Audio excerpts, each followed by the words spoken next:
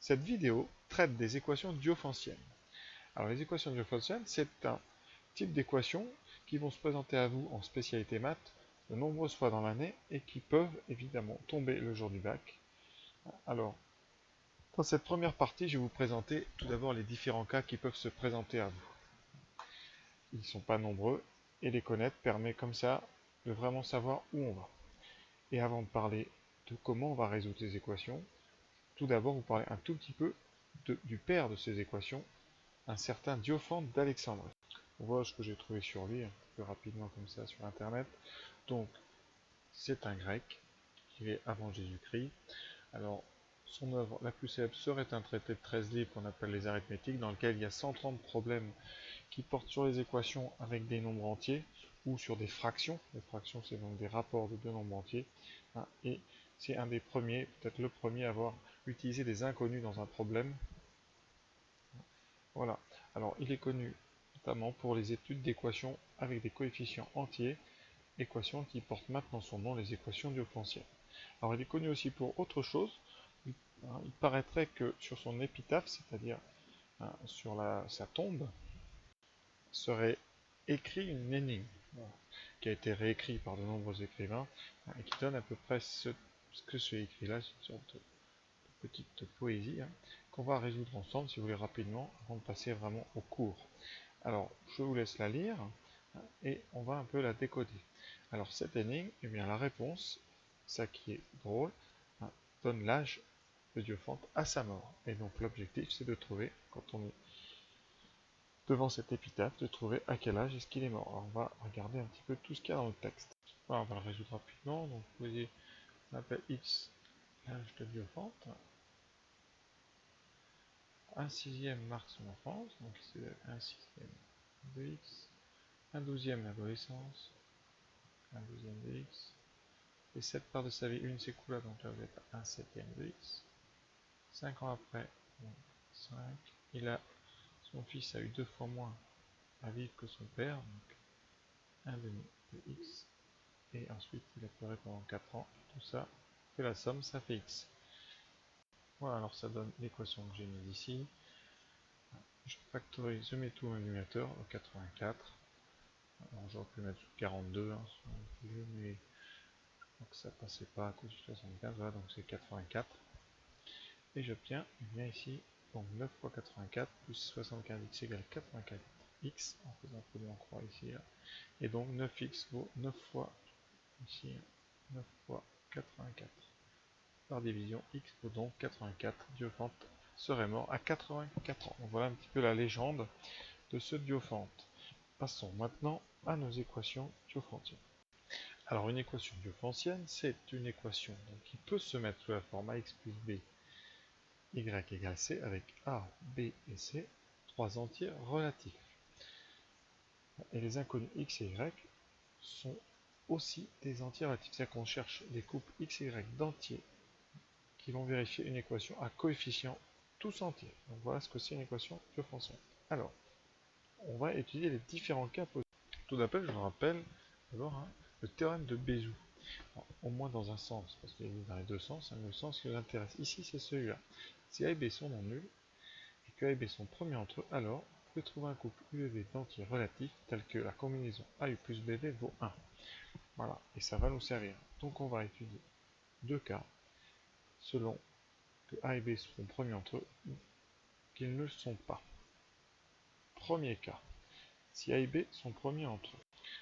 Alors si A et B sont premiers entre eux, l'équation ax plus by égale a au moins une solution. Puisque là, c'est le théorème de Bézout.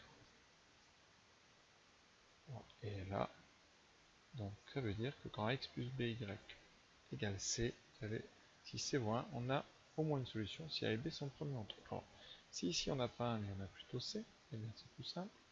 Quel que soit c appartenant à z, on a alors ax donc fois c, donc ax plus by fois c, qui va être égal à c fois 1. Et par conséquent, eh bien, acx plus bcy est égal à c. Voilà, donc on considère A et B non nuls, hein. Sinon il n'y en aurait plus deux inconnus, donc on va se placer dans le cas où A et B sont différents de 0, et on fait le premier cas. Si A et B sont premiers entre eux, eh bien l'équation ax plus by égale 1 a au moins une solution, d'après le théorème que je viens de citer ici. Cette solution, je l'appelle x0, y0. Et donc, forcément, vous avez a fois x0 plus b fois y0 plus moins 1. Et là, on va multiplier les deux membres par c. Quel que soit c appartenant à z, on a alors a que multiplie c x0 plus b que multiplie c y0 égale à c. Et donc, il y a l'équation, voici, ax plus by égale c, admet le couple bien c fois x0, c fois y0 comme solution. Et donc,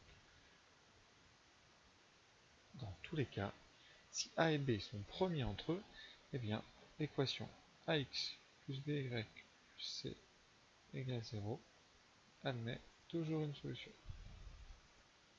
Donc, admet toujours au moins une solution. Et ça, évidemment, c'est si a et b sont premiers entre eux. Voilà. Alors maintenant, on va passer au deuxième cas. Si A et B ne sont pas premiers entre eux. Alors, deuxième cas, si A et B sont non premiers entre eux, alors il existe un nombre D qui est le PGC des deux AB, et D est différent de 1. L'équation AX plus BY égale C. Alors, on va la passer modulo donc D. Modulo D, qu'est-ce qu'elle donne? On obtient en modulo D, on a donc AX plus BY qui doit être congru à C, modulo D. Et comme D, eh bien, c'est le PGC des deux AB, D divise A, D divise B, donc D est congru. Donc D est congru à 0, donc A est congru à B et congru à 0 modulo D. C'est que les deux sont nuls. Et dans ce cas-là, l'équation ici, eh bien, vous avez 0 à gauche qui sera congru à C modulo D. Et donc vous avez deux cas, deux sous-cas. Premier sous-cas. Si C est différent de 0 modulo D. Alors, si C est différent de 0 modulo D, ça veut dire que C n'est pas divisible par D. Et donc, vous avez ici une impossibilité. C'est-à-dire que l'équation ne peut pas avoir de solution. Donc, pas de solution. Puisque si C était différent de 0 modulo D, l'équation par implication serait équivalente à 0 égale C modulo D. Et comme C est différent de 0, eh bien c'est impossible. Donc, le seul cas qui amène des solutions, c'est le deuxième, quand C est égal à 0 modulo D. Et C égale 0 modulo D, ça veut dire que C est un multiple de D. Donc, il existe K appartenant à Z, tel que eh bien, C égale K fois D. Alors maintenant, on va donc étudier ce deuxième sous-cas, c'est-à-dire que C est un multiple de D. Maintenant, on revient à la définition. D, c'est le PGCD de AB, et donc, il existe, ça c'est une caractérisation du PGCD qu'on a déjà vu, il existe K et K' entiers premiers entre eux, c'est très important. Encore, je vous envoie une vidéo sur la caractérisation du PGCD avec les nombres premiers entre eux. Donc il existe K et K' premiers entre eux, tels que A vaut K fois D. Donc alors, comme K est déjà pris ici, je vais prendre K' et K secondes. A va être égal à K' fois D, et B égale K secondes fois D. Donc l'équation AX plus BY plus égale 0 se transforme en K' D X plus K seconde D Y égale à K fois D. Et en simplifiant par D, on obtient K' X plus K seconde Y égale K avec K' et K seconde premiers entre eux. Voilà. Et là, je vous renvoie au premier cas. Quand A et B sont premiers entre eux, on a démontré qu'il y avait toujours une solution. Donc le seul cas des équations différentielles qui ne possèdent pas de solution, c'est quand C, ici, n'est pas divisible par le PGCD des nombres A et B. Voilà. Donc, je vais faire un petit schéma récapitulatif et après quelques exemples pour bien que vous cerniez tout ce que je viens de dire. Voilà. Donc, quand on se retrouve face à une équation différentielle, donc AX plus BY égale C, eh bien il y a deux grands cas. D'abord, si le PGCD de AB égale 1, on vient de voir qu'il existait toujours au moins un couple solution, et vous verrez dans la deuxième vidéo comment on le trouve et comment ensuite on résout cette équation. Et le deuxième cas, c'est quand A et B donc, ne sont pas premiers entre eux, c'est-à-dire qu'ils ont un PGCD différent d'eux. Et là, il y a deux sous-cas. Le premier, quand D divise C, qui va se ramener en fait à notre premier cas où le PGCD de AB est égal à 1, avec l'intérêt de propriété sur la caractérisation du PGCD avec des nombres premiers entre eux. Et le deuxième sous-cas, celui qui mène à aucune solution quand D ne divise pas C. Voilà. Et je vous propose maintenant quelques petites équations pour illustrer un petit peu ces cas successifs. Alors, premier exemple avec 6x plus 7y égale 1. Donc 6 et 7 jouent le rôle de AB et C vaut 1. 6 et 7 sont premiers, donc on emprunte le chemin ici. Donc PGCD de AB vaut bien 1. Et là, eh bien, dans ces cas-là, on utilise le terme de Bézout, qui nous prouve qu'il existe au moins un couple solution à cette équation. Alors, pour le trouver, on verra plus tard, mais on montre ça, le couple solution, on le trouve avec la remontée de l'algorithme d'Euclide, ou alors avec la calculatrice. Je vous laisse voir les vidéos qui portent sur ce thème, et ensuite, eh bien, c'est ça qu'on va apporter dans la deuxième vidéo, comment, après, à partir de ce couple de solutions, on trouve les solutions ici, ce qu'on appelle les solutions générales, c'est-à-dire l'ensemble de toutes les solutions. Ça utilise, vous verrez, le théorème de Gauss, je pense que certains d'entre vous le savent déjà, puisque c'est un sujet de bac qui tombe très souvent. Voilà. Donc maintenant, deuxième exemple. Si ici je mets 6x plus 7y égale, par exemple, à 12, eh bien on est toujours dans le premier cas ici. Donc PGCD vaut 1. Alors pour trouver le couple solution, on résout l'équation. Tout d'abord 6x plus 7y égale à 1. On trouve un couple solution grâce à la remontée de la l'algorithme d'Euclide, et ensuite on multiplie tout par 12. Et comme ça, on trouve une solution à l'équation 6x plus 7y égale 12. Et après, vous verrez la méthode générale pour trouver toutes les solutions. Voilà. Alors, pour les cas particuliers, par exemple, ici, donc, je prends autre chose, je vais choisir l'équation 6x plus 12y égale alors 15. Alors là, vous avez le PGCD de AB qui n'est pas égal à 1, puisque PGCD de 6 et 12, c'est 6. Alors, dès que vous avez ce cas-là, eh bien, on passe tout de suite modulo 6 et on regarde ce qui se passe. Alors, ça fait donc à gauche 0, congru à ici 15, c'est 3 modulo 6. Et vous voyez que c'est impossible. Voilà. Donc vous êtes dans le cas PGCD est différent de 1 et D ne divise pas 6. Vous voyez, 6 ne divise pas 15. Et donc vous avez une impossibilité. Qu'est-ce qu'il aurait fallu pour qu'il y ait des solutions? Il aurait fallu ici mettre un multiple de 6. Je vous propose par exemple 18. Alors si vous passez modulo 6, vous aurez quoi? 0 égale 0, ce qui ne vous apporte rien, et qui n'est pas une contradiction. Alors dans ce cas-là, eh bien 6x plus 12y égale 18, eh bien on sait qu'il existe au moins une couple solution. Alors comment le montrer? C'est tout simple, vous divisez tout par 6, puisque tous les coefficients sont divisés par 6, donc l'équation équivaut à x plus 2y égale 3. Et vous voyez qu'en divisant par le PGCD, les coefficients devant x et y ici sont premiers entre eux, et donc vous pouvez emprunter le premier chemin à gauche ici. Donc voilà.